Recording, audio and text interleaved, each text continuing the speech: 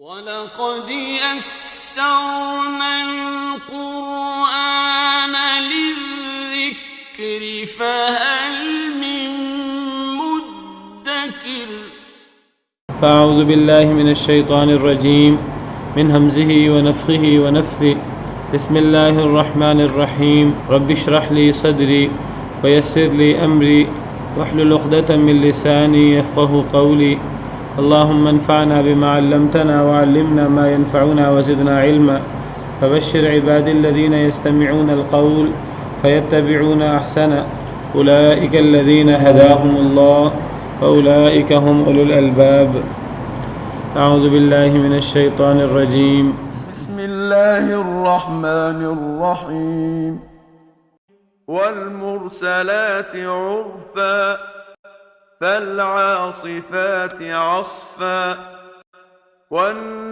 والناشرات نشرا فالفارقات فرقا فالملقيات ذكرا عذرا أو نذرا إنما توعدون لواقع فإذا النجوم طمست وإذا السماء فرجت وإذا الجبال نسفت وإذا الرسل أقتت لأي يوم أجلت ليوم الفصل وما أدراك ما يوم الفصل ويل يومئذ للمكذبين أعوذ بالله من الشيطان الرجيم بسم الله الرحمن الرحيم والمرسلات عرفا قسم ہے بھیجی گئی ہواؤں کی قسم ہے بھیجی گئی ہواؤں کی عرفا پے در پے ایک کے بعد دوسری دوسری کے بعد تیسری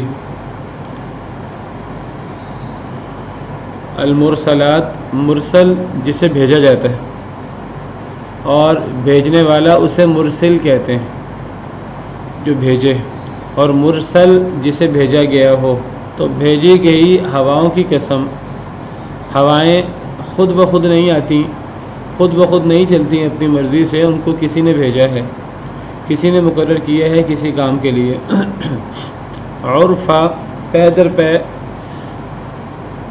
بار بار ہوائیں بھیجی جاتی ہیں کبھی کس کام کے لیے کبھی کس کام کے لیے بعض مفسرین نے عرفا کا معنی کیا ہے نرمی سے کہ ہوائیں بھیجی جاتی ہیں نرمی کے ساتھ چلتی ہیں یہ وہ ہوائیں ہیں جو بارش کے بارے میں بتاتی ہیں کہ بارش ہونے والی ہے بارش سے پہلے بڑی فرحت بخش ہوائیں چلتی ہیں بڑی سکون کے ساتھ آرام کے ساتھ نرمی کے ساتھ لوگ بڑا خوش ہوتے ہیں فالعاصفات عصفا پس زور سے چلنے والی ہواؤں کی قسم جو زور سے چلتی ہیں زور سے چل کر دھکا دیتی ہیں جس چیز پر بھی وہ ہوائیں آتی ہیں عاصف کہتے ہیں تیز و تند ہوا کو جس کو ہم آندھی کہتے ہیں جو تیز دھکا دینے والی ہوا ہے اس کی قسم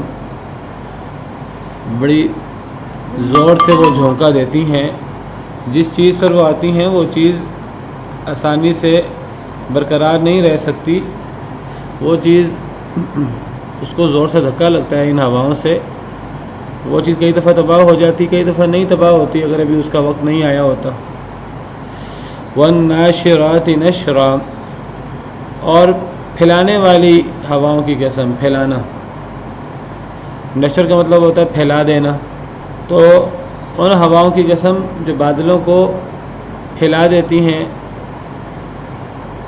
الٹپ جہاں مرضی پھیل جائے نہیں اللہ کے حکم سے جہاں اللہ نے بادلوں کو لے جانا ہوتا ہے اللہ ان ہواؤں کے ذریعے بادلوں کو وہاں لے جاتے ہیں یہ سارا اللہ کے حکم کے مطابق ہوتا ہے اور ایک ایک چیز اللہ کے حکم کے مطابق اللہ کے فیصلے کے مطابق ہوتی ہے جیسے اللہ کی مشیت ہوتی ہے ویسے ہوتا ہے زیادہ تر مفسرین نے ان تینوں آیتوں سے ہوائیں مراد لی ہیں۔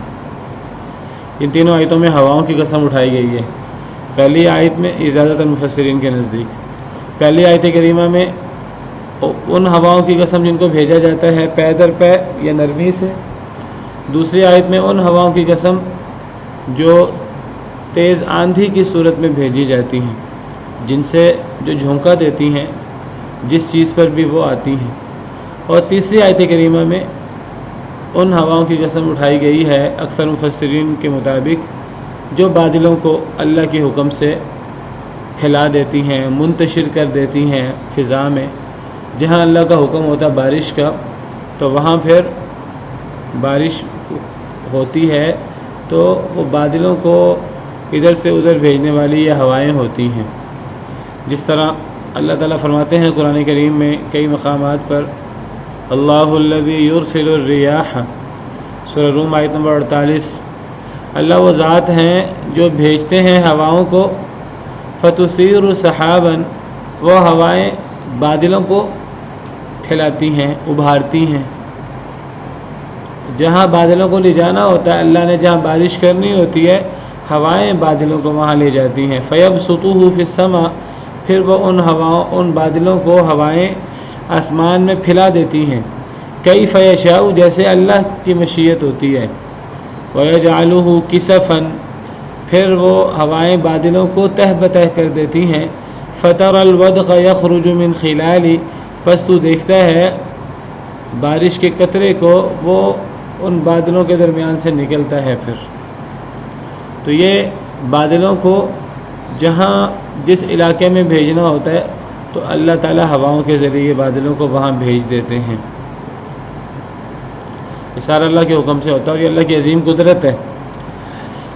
دیگر مفسرین نے المرسلات سے مراد فرشتے لیے ہیں ہواؤں کی بجائے۔ زیادہ تر مفسرین نے ان تین آیتوں سے ہوائیں مراد لی ہیں۔ بعض مفسرین نے والمرسلات سے مراد فرشتے لیے ہیں۔ تب کیا مطلب ہوگا؟ قسم ہے بھیجے گئے فرشتوں کی، فرشتوں کو بھی بھیجا جاتا ہے۔ اگر فرشتے یا مراد لیں، یا بعض مفسرین نے انبیاء مراد لیے ہیں، قسم ہے بھیجے گئے انسانوں کی یعنی انبیاء کی، جنہیں بھیجا جاتا ہے یعنی لوگوں کی طرف مبعوث کیا جاتا ہے بطور نبی۔ اس صورت میں عرفہ کا معنی کیا ہوگا؟ اس صورت میں عرفہ معروف سے ہوگا، نیکی، اللہ کی وحی، اللہ کا پیغام لے کر۔ دونوں تفسیریں صحیح ہو سکتی ہیں، زیادہ مفسرین کا رجحان ہواؤں کی طرف ہے۔ تو دوسری تفسیر کے مطابق معنی ہوگا قسم ہے بھیجے گئے فرشتوں کی یا بھیجے گئے انبیاء کرام علیہم السلام کی۔ اس صورت میں عرفہ کا معنی ہوگا معروف چیز کو لے کر، وحی کو لے کر، اچھے اچھے پیغامات کو لے کر اللہ کی طرف سے۔ فالعاصفات عصفا، دوسری تفسیر کے مطابق، پہلی تفسیر کے مطابق جو جمہور کی ہے کہ ہوائیں مراد ہیں، آندھی والی ہوائیں۔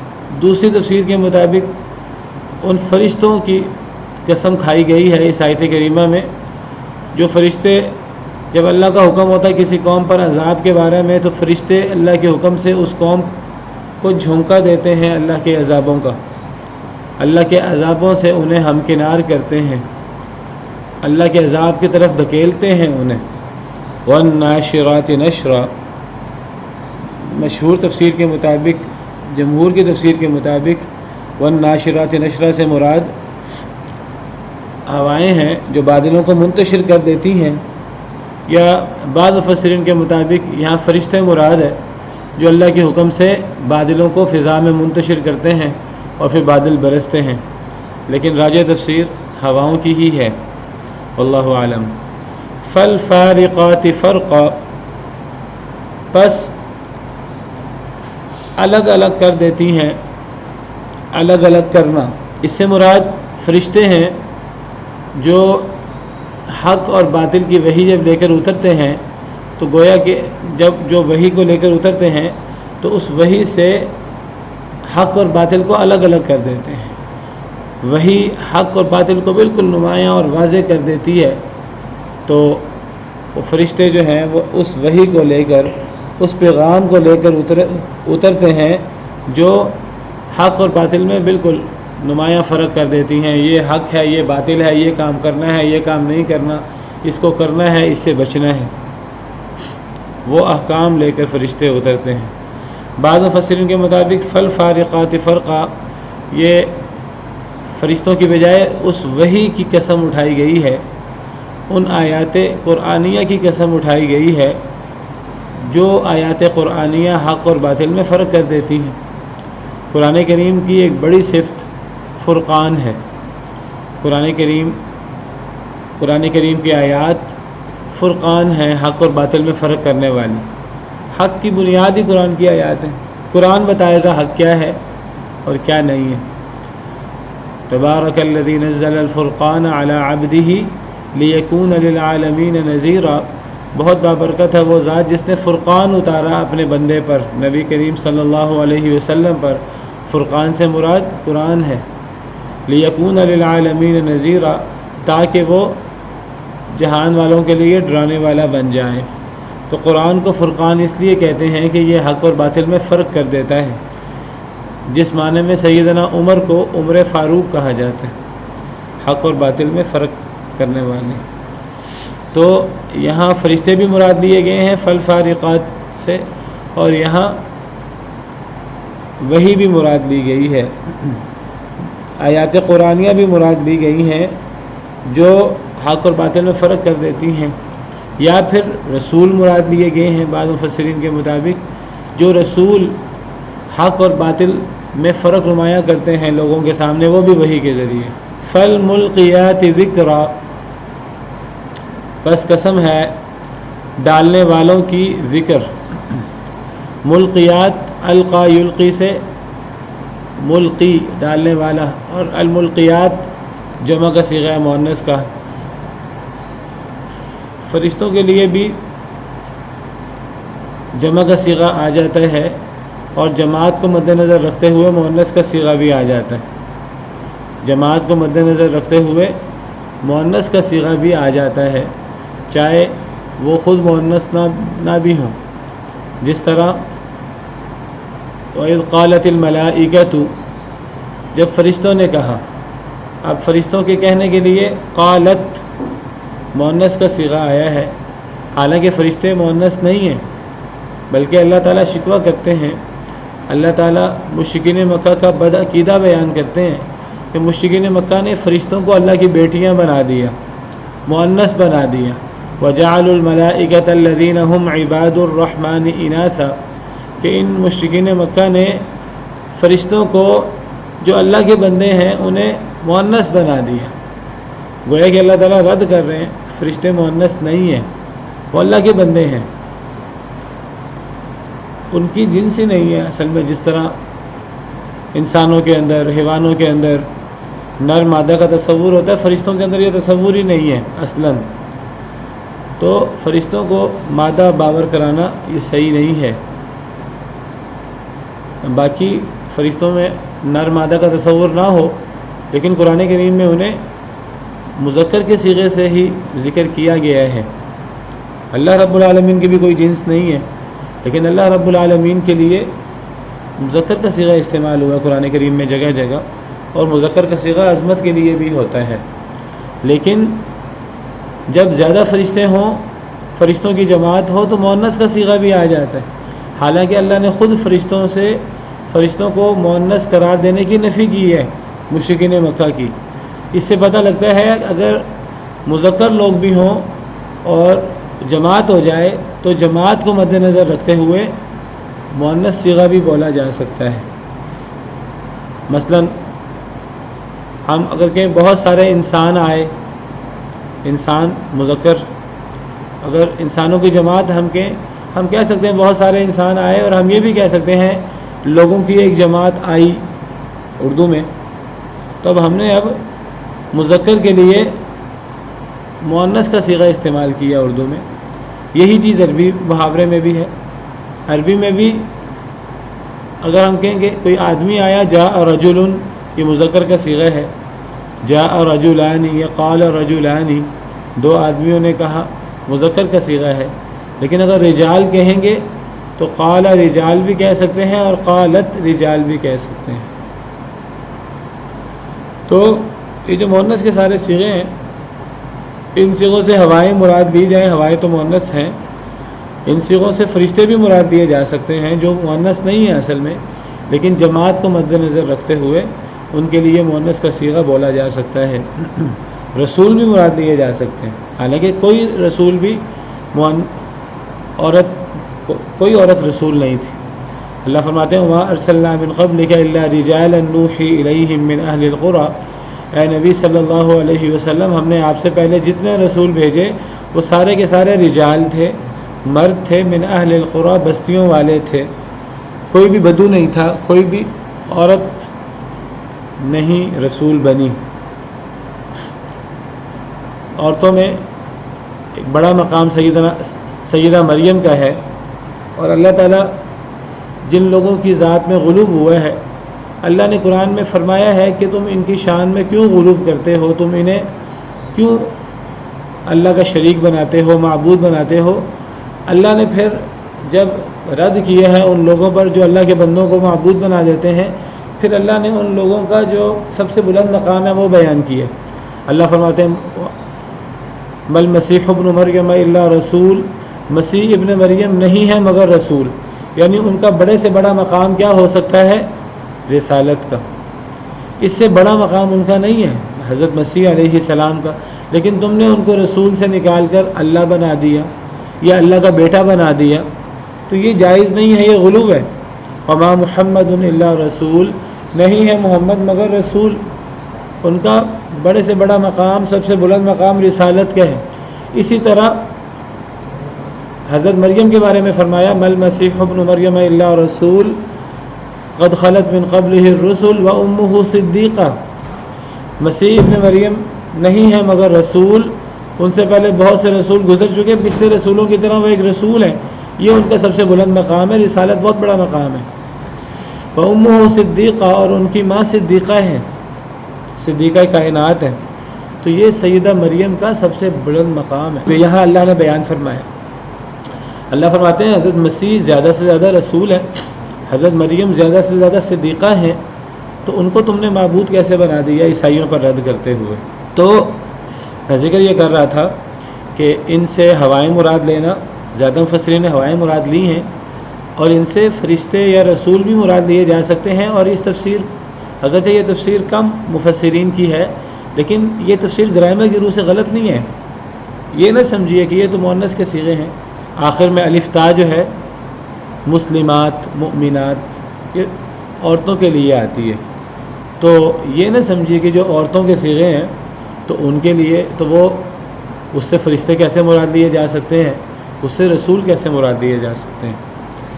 فالملقیات ذکرا، تو ملقیات، القا یلقی ڈالنا، اس سے ملقی ڈالنے والا، اور ملقیات ڈالنے والی عورتیں، لفظی معنی ڈالنے والیاں، مراد یہاں فرشتے ہیں۔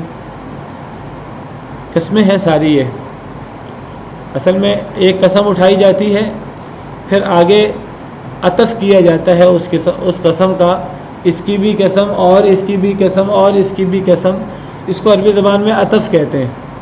تو یہ عطف واو کے ساتھ بھی ہوتا ہے، فا کے ساتھ بھی ہوتا ہے۔ فالعاصفات میں فا ہے، یہ بھی عطف کے لیے ہے، والناشرات میں واو ہے، یہ بھی عطف کے لیے ہے، ان سب میں قسم کا معنی ہے۔ فالفارقات فرقہ، یہ بھی عطف کے لیے، فالملقیات ذکرہ، یہ بھی عطف کے لیے۔ بس ڈالنے والوں کی قسم، اللہ کا ذکر، تو اس سے مراد فرشتے ہیں، فرشتوں کی جماعت۔ فرشتے اللہ کا ذکر ڈالتے ہیں، اللہ کا ذکر پہنچاتے ہیں اللہ کے رسولوں تک۔ ذکرہ سے مراد ذکر وہی، یعنی یا پھر فالملقیات سے مراد اللہ کے رسول ہیں۔ بہت سارے انبیاء کرام، اللہ کے رسول آئے اس کائنات کی ابتدا سے لے کر آج تک، نبی کریم صلی اللہ علیہ وسلم تک، نبی کریم صلی اللہ علیہ وسلم آخری نبی اور آخری رسول ہیں، تو بہت سارے رسول آئے۔ ان سارے رسولوں نے کیا کیا؟ ان سارے رسولوں نے اپنی امتوں تک اللہ کا پیغام پہنچایا، اللہ کا ذکر ڈالا اپنی امتوں میں، اپنی امتوں کو بتایا تمہارا رب تم سے کیا چاہتا ہے، تو فالملقیات سے ایک تفسیر کے مطابق رسول بھی مراد لیے گئے ہیں۔ ان رسولوں کی قسم جو ڈالتے ہیں اللہ کا ذکر اپنی امتوں میں، کتنی بڑی سعادت ہے ان لوگوں کی جو رسول نہیں ہیں، لیکن وہ گویا کہ رسولوں کی وراثت، رسولوں کے وارث بنتے ہوئے وہ اللہ کا پیغام لوگوں کو سناتے ہیں۔ اصل میں یہ کام فرشتوں کا ہے جو اللہ سے رسولوں تک پہنچاتے ہیں، یا یہ کام رسولوں کا ہے جو اللہ کا پیغام لوگوں تک پہنچاتے ہیں؟ اور خوش قسمت ہیں وہ لوگ جو رسولوں کے وارث بنتے ہوئے اللہ کا پیغام لوگوں تک ڈالیں، اللہ کا پیغام لوگوں کو سنائیں۔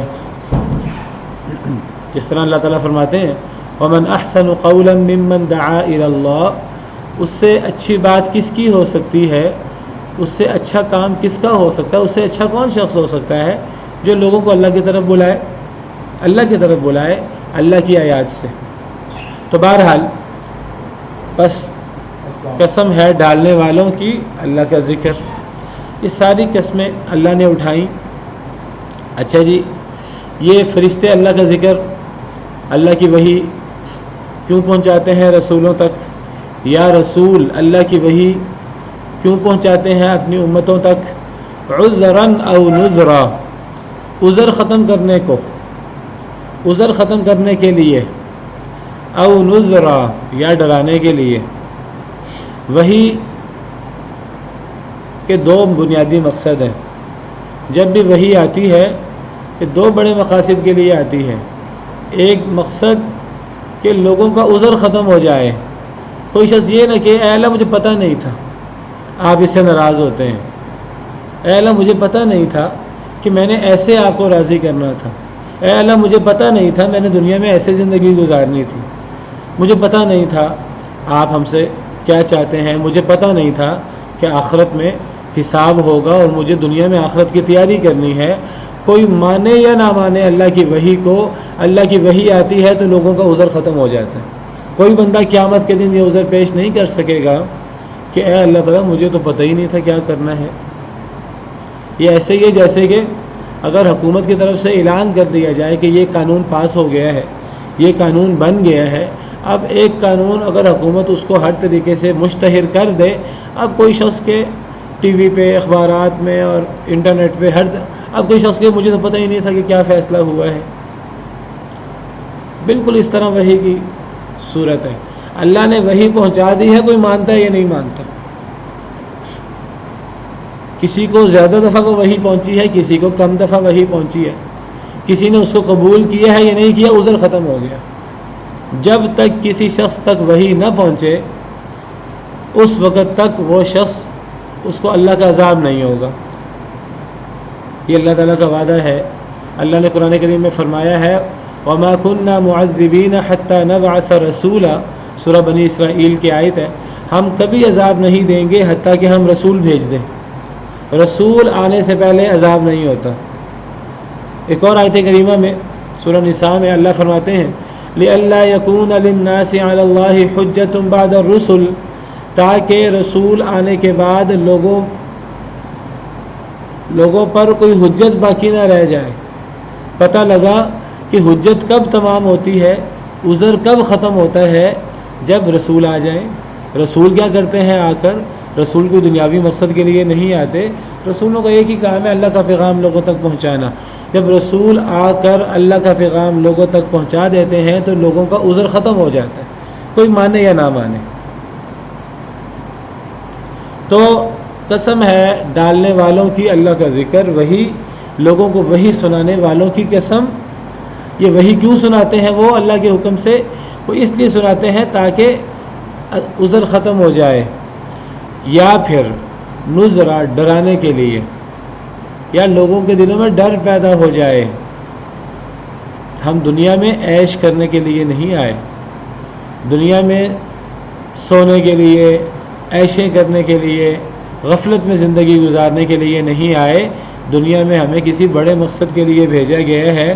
یہ دنیا ایک عارضی دنیا ہے، بڑی ایک سفر ہے عارضی سا۔ اصل زندگی، اصل منزل آخرت ہے، اس آخرت میں اللہ کے سامنے پیش ہونا ہے، بڑا ہولناک منظر ہوگا، اللہ کو حساب کتاب دینا ہے۔ اس حساب کتاب میں فیل ہوگے تو یہ سخت ترین سزائیں تمہارے لیے تیار ہیں، اور اگر تم اس حساب میں کامیاب ہوگے تو پھر تمہارے لیے اللہ نے یہ نعمتیں بھی تیار کر رکھی ہیں۔ یہ ہے ڈرانا، نبیوں کا کام ڈرانا ہوتا ہے۔ فقد جاءکم بشیر و نذیر، اے بنی اسرائیل تم کہتے تھے نبی نہیں آیا بہت دیر سے، اب نبی آ گیا ہے۔ اے قریش مکہ تم کہتے تھے ہمیں نبی نہیں آیا، نبی تو بنی اسرائیل میں آئے ہیں، اسماعیل کی اولاد میں تو نبی آیا ہی نہیں، سن لو نبی آ چکا ہے، بشیر آ چکا ہے، نذیر آ چکا ہے۔ نبی کا کام نیک لوگوں کو بشارت دینا اللہ کے انعامات کی، اللہ کی جنتوں کی، اور نہ ماننے والوں کو ڈرانا۔ نذیر وحی بھی یہی کام کرتی ہے، قرآن بھی یہی کام کرتا ہے۔ تبارک الذی نزل الفرقان علی عبدہ لیکون للعالمین نذیرا، بابرکت ہے وہ ذات جس نے اپنے بندے نبی کریم صلی اللہ علیہ وسلم پر فرقان یعنی قرآن اتارا تاکہ وہ تمام جہان والوں کو ڈرانے والا بن جائے۔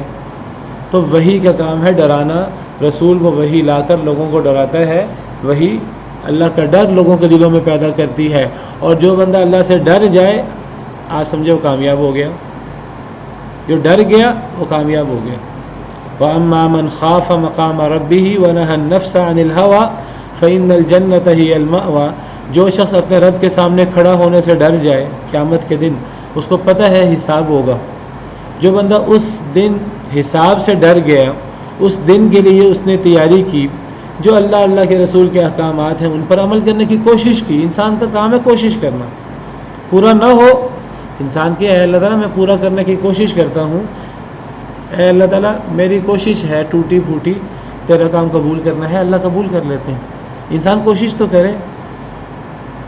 جو ڈر گیا اللہ کے سامنے کھڑا ہونے سے، اپنے آپ کو خواہش نفس سے بچا لیا، اللہ فرماتے ہیں جنت اس کا ٹھکانہ ہے، جنت میں نے اس کو دے دی ہے، اس کے لیے جنت کا وعدہ ہے۔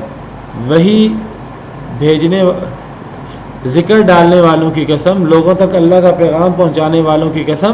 وہ پیغام کیوں پہنچایا جاتا ہے؟ یا تو عذر ختم کرنے کے لیے تاکہ کسی کی حجت باقی نہ رہ جائے، کسی کا عذر باقی نہ رہ جائے، یا پھر ڈرانے کے لیے۔ یہ دو مقصد ہیں۔ اصحاب سبت کا آپ کو پتہ ہے، یہودی تھے، ہفتے کا دن ان کی عبادت کے لیے مقرر تھا۔ ہفتے کے دن وہ تجارت دنیاوی کاروبار نہیں کر سکتے تھے، وہ عبادت کے لیے تھا، کاروبار سے کٹنے کا دن تھا۔ اللہ کی طرف سے آزمائش یہ ہوئی کہ ہفتے کے دن مچھلیاں بہت زیادہ آتی تھیں۔ وَاسْأَلْهُمْ عَنِ الْقَرْيَةِ الَّتِي كَانَتْ حَاضِرَةَ الْبَحْرِ إِذْ يَعْدُونَ فِي السَّبْتِ إِذْ تَأْتِيهِمْ حِيتَانُهُمْ يَوْمَ سَبْتِهِمْ شُرَّعًا وَيَوْمَ لَا يَسْبِتُونَ لَا تَأْتِيهِمْ۔ اللہ فرماتے ہیں کہ انہوں نے ہفتے کے دن زیادتی کی۔ ہفتے کے دن اِذْ تَأْتِيهِمْ حِيتَانُهُمْ يَوْمَ سَبْتِهِمْ شُرَّعًا، ہفتے کے دن مچھلیاں بہت زیادہ آ جاتی، اور جب ہفتہ کا دن نہیں ہوتا مچھلیاں نہ آتی۔ یہ آزمائش تھی کہ یہ لوگ تجارت دیکھتے ہیں کہ اللہ کا حکم دیکھتے ہیں، فائدے کو دیکھتے ہیں دنیاوی کہ اللہ کے حکم کو دیکھتے ہیں۔ اللہ فرماتے ہیں ہم نے ان کی آزمائش کی۔ پھر اللہ فرماتے ہیں کیا ہوا؟ لوگوں نے زیادتی کی ہفتے کے دن میں، لوگوں نے ہفتے کے دن کا دھیان نہیں رکھا، ظاہراً انہوں نے اللہ کے احکام کی پابندی کی لیکن اندر سے پابندی نہیں کی، جس کو ہیلا کہتے ہیں۔ ایک ہیلا کیا، انہوں نے کہا کہ چلو ہفتے کے دن جو ہے وہ بڑی مچھلیاں آتی ہیں، چلو تالاب بنا لیں کہ دریا سے سمندر سے، تو ہفتے کے دن وہ سوراخ جو انہوں نے نکالے تھے وہ کھول دیتے، ہفتے کے دن مچھلیاں ان کے تالابوں میں آ جاتی۔ اب تالابوں سے پھر بند کر دیتے ان کو، کہتے ہیں ہم نے تو ہفتے کے دن کوئی کاروبار نہیں کیا، ہم تو ہفتے کے دن عبادت کے لیے ہے، وہ تو کاروبار کے لیے نہیں ہے، ہم تو مچھلیوں کو پکڑیں گے اتوار پیر باقی دنوں میں، یہ تو صرف ہم نے ہفتے کے دن بس۔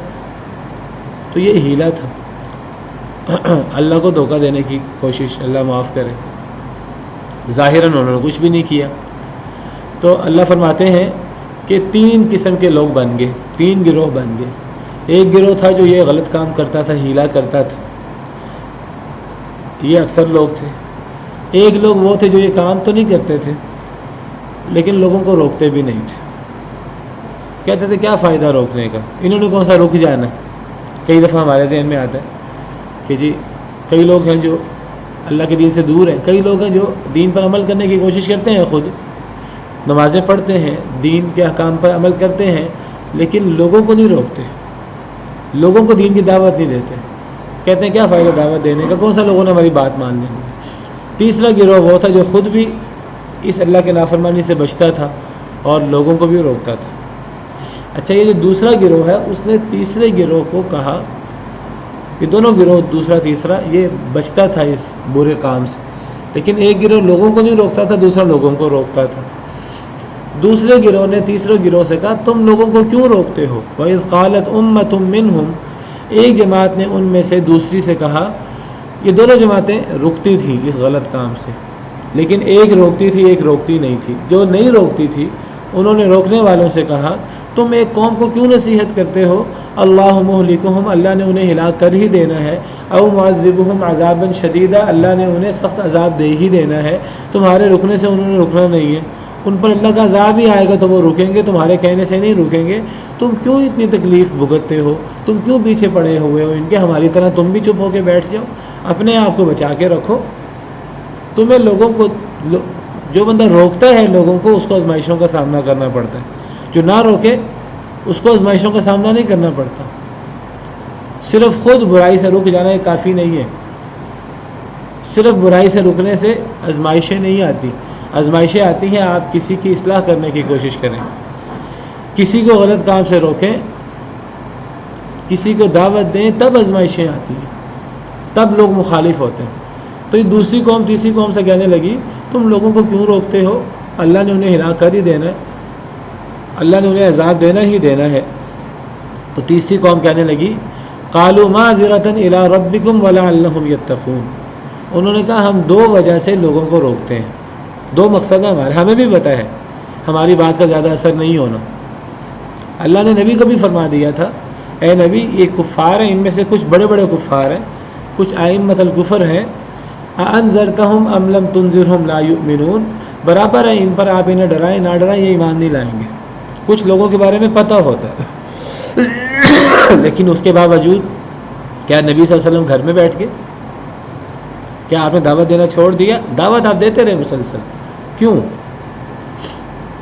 تیسری قوم نے کہا ہمیں پتہ ہے کہ یہ لوگ ہماری باتوں سے زیادہ اثر ہونے والا کوئی نہیں ہے ان پر، لیکن ہم کیوں ڈراتے ہیں، ہم خود تو بچتے ہیں، لوگوں کو کیوں روکتے ہیں. انہوں نے کہا پہلی بات ہے معذرۃ الی ربکم، اللہ کے پاس عذر پیش کرنے کے لیے. ان کا عذر ختم ہو جائے کہ ہمیں کسی نے بتایا نہیں تھا، ان کو پتہ لگ جائے کہ ان کا جرم کیا ہے. نمبر دو ہمارا بھی تو عذر ختم ہو جائے اللہ کے پاس. اللہ قیامت کے دن ہم سے یہ نہ پوچھے کہ تم رک گئے تھے برے کام سے، رک کر گھر میں کیوں بیٹھ گئے تھے. تمہیں تو لوگوں کو بھی ڈرانا تھا، لوگوں کو بھی نیکی کی دعوت دینی تھی تاکہ ہم بھی قیامت کے دن اللہ کے سامنے عذر پیش کر سکیں، ان کا عذر ختم ہو جائے اور ہم اپنا عذر پیش کریں اے اللہ تعالیٰ ہم خود بھی بچتے تھے اور حتی الامکان لوگوں کو روکنے کی کوشش کرتے تھے، ہمارا بھی عذر ختم ہو جائے. وَلَعَلَّهُمْ يَتَّقُونَ، اور شاید کہ یہ لوگ سمجھ جائیں، شاید کہ یہ لوگ ڈر جائیں، ممکن ہے ہماری بات کا فائدہ ہو جائے. دیکھیے یہ وہی دو چیزیں ہیں جو جب وحی پیش کی جائے، جب کسی شخص تک اللہ کا پیغام پہنچایا جائے تو دو اس کے مقصد ہوتے ہیں، عذراً او نذرا، عذر ختم کرنے کے لیے، ان کا عذر ختم کرنے کے لیے یا اپنا عذر ختم کرنے کے لیے. دونوں کا عذر ختم ہوتا ہے. ان کا عذر بھی ختم ہو جاتا ہے جی ہمیں کسی نے بتایا نہیں تھا، اور اپنا عذر بھی ختم ہوتا ہے کیونکہ ہمارا بھی اس وقت تک عذر ختم نہیں ہوگا جب تک ہم صرف خود نیک بن کے نہ بیٹھ جائیں بلکہ لوگوں کو بھی بتائیں. والعصر ان الانسان لفی خسر الا الذین آمنوا وعملوا الصالحات وتواصوا بالحق وتواصوا بالصبر. زمانے کی قسم سارے لوگ خسارے میں ہیں. کون خسارے سے مستثنا ہے؟ جو ایمان لائے اور نیک عمل کیے. یہ تو ہے خود گناہوں سے بچنا، اور یہ کافی نہیں ہے. وتواصوا بالحق وتواصوا بالصبر، پھر دوسروں کو بھی حق کی تلقین کرنا، دوسروں کو بھی صبر کی تلقین کرنا. جب دوسروں کو حق کی تلقین کی جائے گی تو پھر مشکلات آئیں گی، مشکلات آئیں گی تب جب دوسروں کو بتایا جائے گا. اس مشکلات آنے پر پھر دوسروں کو صبر کی تلقین بھی کرنا. یہ ہے دین کا خلاصہ جو سورہ عصر میں بیان ہوا ہے۔ خود نیکی کر لینا کافی نہیں ہے، اپنے آپ کو بھی جہنم سے بچاؤ، اپنی اولاد کو بھی جہنم سے بچاؤ، اور صرف یہ کافی نہیں ہے، اپنے محلے والوں کو، تمام انسانوں کو۔ نبیوں کا کام کیا ہے، نبیوں کا مقام کیا ہے؟ تمام جہان والوں کو وہ ذمہ داری لیتے ہیں، ہم نے تمام جہان والوں تک اللہ کا پیغام پہنچانا ہے، پوری قوم تک اللہ کا پیغام پہنچانا ہے۔ تو دو مقصد ہوتے ہیں اللہ کا پیغام پہنچانے کے، یا عذر ختم کرنا یا ڈرانا۔ کئی دفعہ اگلے بندے کو نصیحت ہو جاتی ہے، ہمارا وہم و گمان میں بھی نہیں ہوتا، یہ بندہ تو کبھی اس کی اصلاح نہیں ہوگی، بات ہم کرتے ہیں، اللہ اثر ڈال دیتے ہیں۔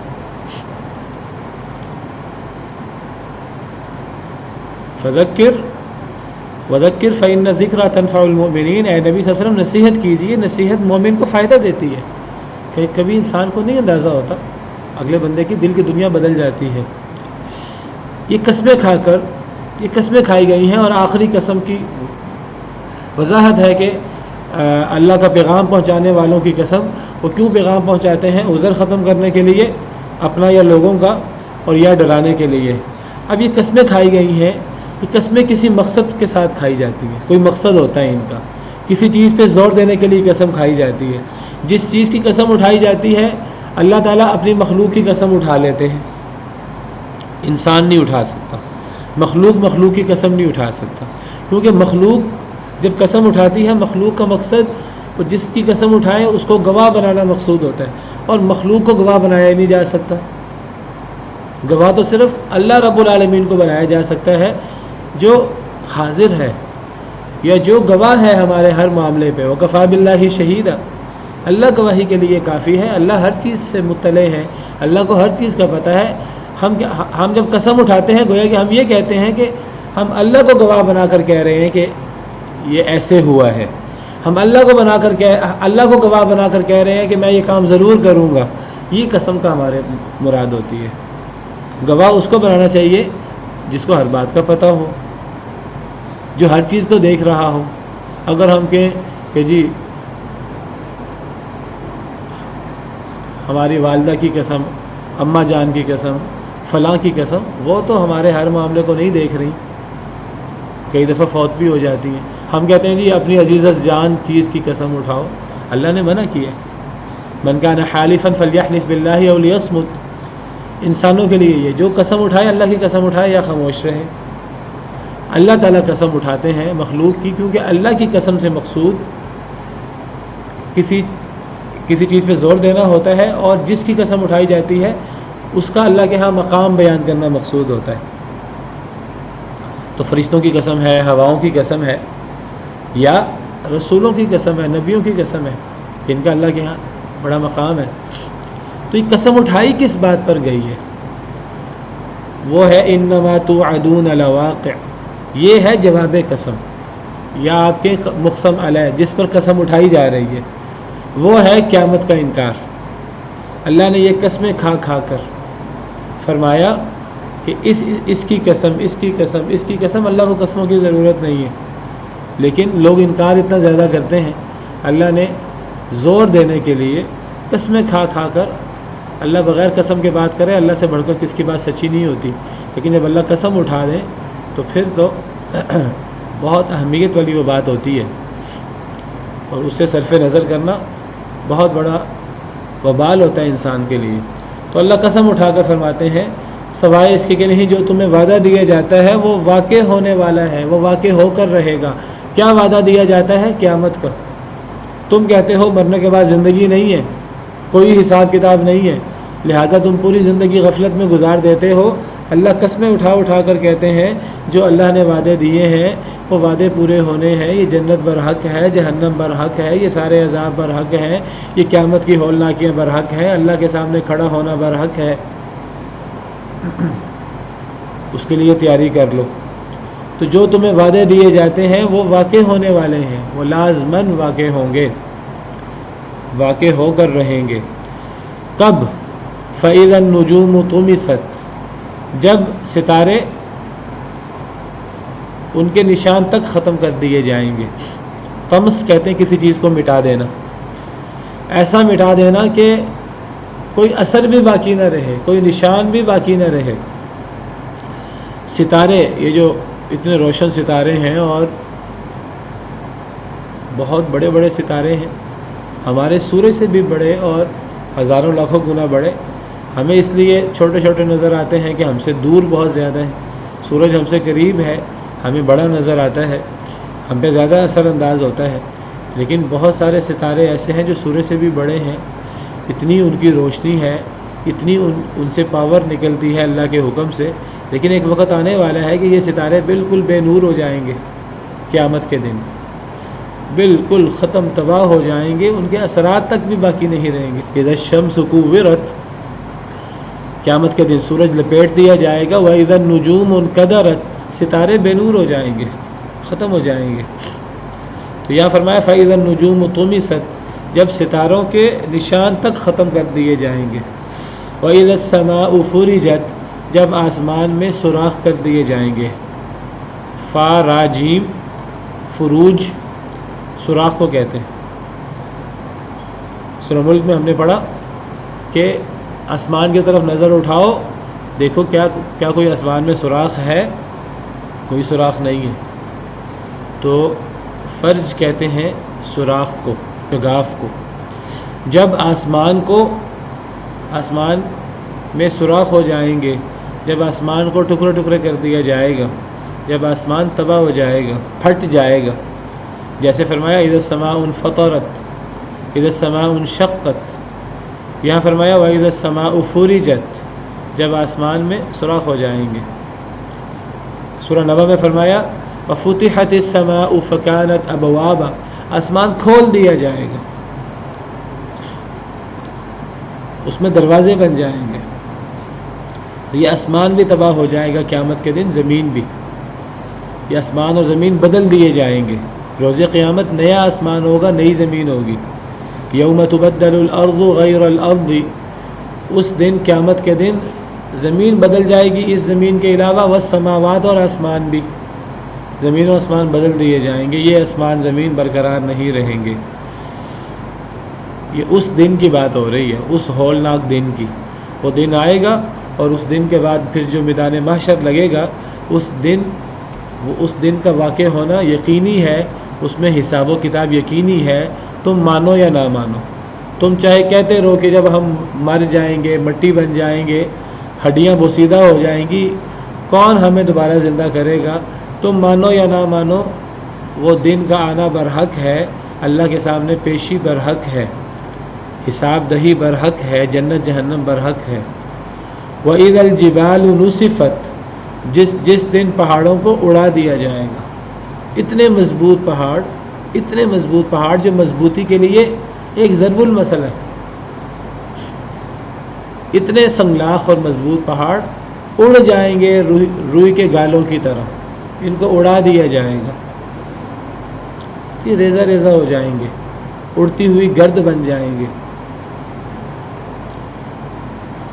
وَيَسْأَلُونَكَ عَنِ الْجِبَالِ، یہ کفار آپ سے پہاڑوں کے بارے میں سوال کرتے ہیں، آپ انہیں جواب دے دیجئے فَقُلْ يَنْسِفُهَا رَبِّي نَسْفًا، آپ کا رب انہیں اڑا کر رکھ دے گا۔ فَيَذَرُهَا قَاعًا صَفْصَفًا، جب پہاڑ اڑ جائیں گے تو پیچھے چٹیل میدان رہ جائے گا۔ یہ جو اونچ نیچ ہے زمین کی، کہیں ڈھلوان ہے کہیں پہاڑ ہے، اس صاف میدان، برابر میدان بن جائے گا۔ لا ترى فيها عوجا ولا امتا، کوئی بلند کوئی نیچی چیز نہیں رہے گی۔ جیسے کسی چیز کو کھینچ کر ہم برابر کر دیتے ہیں نا، سلوٹیں پڑی ہوں کسی چیز پر، تو کپڑے پر، کسی چیز پر، صف پر، تو ہم کھینچتے ہیں وہ برابر ہو جاتی ہے۔ آپ سمجھیے کہ یہ منظر ہوگا، یہ ساری ڈھلوانے اور ساری بلندیاں ختم ہو جائیں گی اور پھر زمین بھی تباہ ہو جائے گی۔ وَإِذَا الرُّسُلُ اُقِّتَتْ، اور جب رسولوں کے لیے ایک وقت مقرر کر دیا جائے گا۔ اُقِّتَتْ، یہ حمزہ اصل میں واو سے بدلا ہوا ہے، اصل لفظ ہے وُقِّتَتْ، اور وُقِّتَتْ کا مطلب ہے وقت مقرر کر دیا جائے گا۔ کیا مطلب؟ یعنی رسولوں کے آنے کے لیے، رسولوں کی حاضری کے لیے ایک وقت مقرر کر دیا جائے گا قیامت کے دن۔ اس میں لوگ بھی آئیں گے، رسول بھی آئیں گے۔ کیوں رسول آئیں گے؟ تاکہ اللہ رسولوں سے پوچھیں کہ میں نے آپ کو بھیجا تھا پیغام دے کر آپ نے پیغام پہنچایا کہ نہیں پہنچایا، اور یہ پوچھنے کے لیے کہ اے رسولو آپ نے تو پیغام پہنچایا، لوگوں نے کیا جواب دیا۔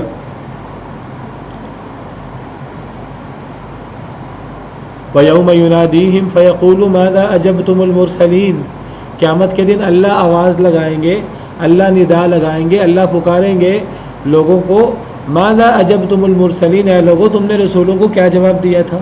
رسول آئے تھے، ایسے ہی تو نہیں آئے تھے، اللہ نے بھیجا تھا، کسی مقصد کے لیے بھیجا تھا، تم نے رسولوں کی پکار پر لبیک کہا کہ نہیں کہا، ان کا انکار تو نہیں کر دیا، تم نے کیا جواب دیا رسولوں کو، تم سے سوال ہونا ہے، تم نے اس کا جواب دینا ہے۔ رسولوں کے آنے کا وقت مقرر ہوگا قیامت کے دن، رسول آئیں گے، فَلَنَسْأَلَنَّ الَّذِينَ أُرْسِلَ إِلَيْهِمْ وَلَنَسْأَلَنَّ الْمُرْسَلِينَ، ہم ان لوگوں سے بھی سوال کریں گے جن کی طرف رسولوں کو بھیجا گیا، یعنی امتوں سے، وَلَنَسْأَلَنَّ الْمُرْسَلِينَ، رسولوں سے بھی سوال کریں گے کہ تم نے پہنچایا کہ نہیں پہنچایا، اور اگر پہنچایا تو کیا جواب ملا، کیا رسپانس ملا۔ تو رسولوں کے لیے بھی ایک وقت مقرر کر دیا جائے گا، آئیں آپ بھی آ جائیں، اب آپ بھی پیش ہو جائیں۔ لِأَيِّ يَوْمٍ أُجِّلَتْ، کس دن کے لیے مہلت دی گئی ہے۔ اجلت اجل سے ہے، اجل کہتے ہیں کسی چیز کو مؤخر کر دینا ایک وقت مقررہ کے لیے، لِأَجَلٍ مُسَمَّى، ایک وقت مقررہ کے لیے کسی چیز کا وقت مقرر کر دینا، کسی چیز کو لیٹ کر دینا ایک وقت کے لیے۔ اللہ فرماتے ہیں کہ لِأَيِّ يَوْمٍ أُجِّلَتْ، کس دن کے لیے ایک مہلت دی گئی ہے سب لوگوں کو، کس دن کے لیے ایک وقت مقرر کیا گیا ہے۔ یہ ایک سوال ہے، سوال سے صرف اس دن کی اہمیت بیان کرنا مقصود ہے۔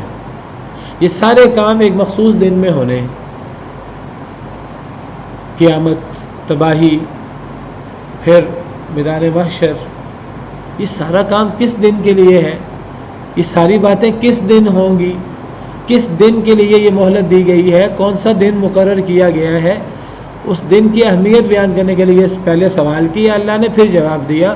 یہ سارا کام ہو رہا ہے لیوم الفصل، یوم الفصل کے لیے، فیصلے کے دن کے لیے، فیصلے کے دن کی تیاری، جس دن ہر چیز کا فیصلہ ہوگا، چھوٹی سے چھوٹی ذرہ برابر نیکی وہ بھی اس دن ہمارے سامنے ہوگی، چھوٹے سے چھوٹا گناہ ذرہ برابر بھی ہمارے سامنے ہوگا۔ فَمَن يَعْمَلْ مِثْقَالَ ذَرَّةٍ خَيْرًا يَرَهُ، جس نے ذرہ برابر بھی نیکی کی ہوگی اس کو دیکھ لے گا۔ ہم پرواہ نہیں کرتے دنیا کے اندر، چھوٹی سے چھوٹی نیکی کی بہت زیادہ اہمیت ہے۔ کسی سے مسکرا کر مل لیں، کسی سے اچھے طریقے سے اس کا استقبال کر لیں۔ کوئی بندہ آپ سے کسی کام کے لیے آئے، آپ ممکن ہے اس کا کام نہ کر سکیں، آپ اس سے اچھے لہجے سے بات کر لیں، وہ مطمئن ہو جائے چلو اس سے بات ہو سکتی ہے۔ آپ کسی آفس جائیں، وہ آپ کو منہ ہی نہیں لگاتے آگے سے۔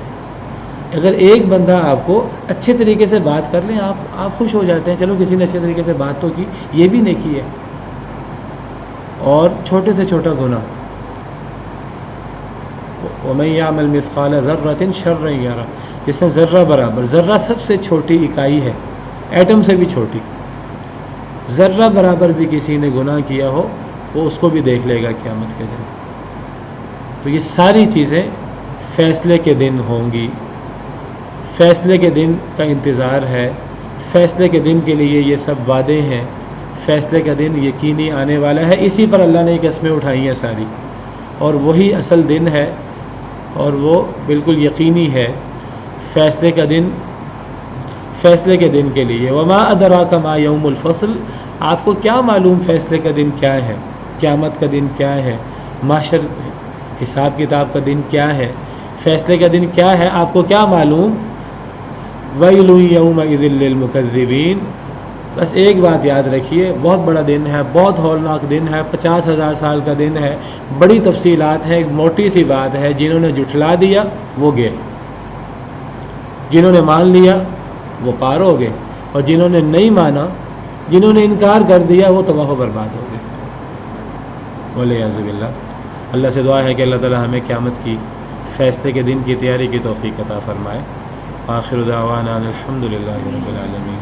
بالقرآن اهتدي في رحمه تحلو شوقا إلى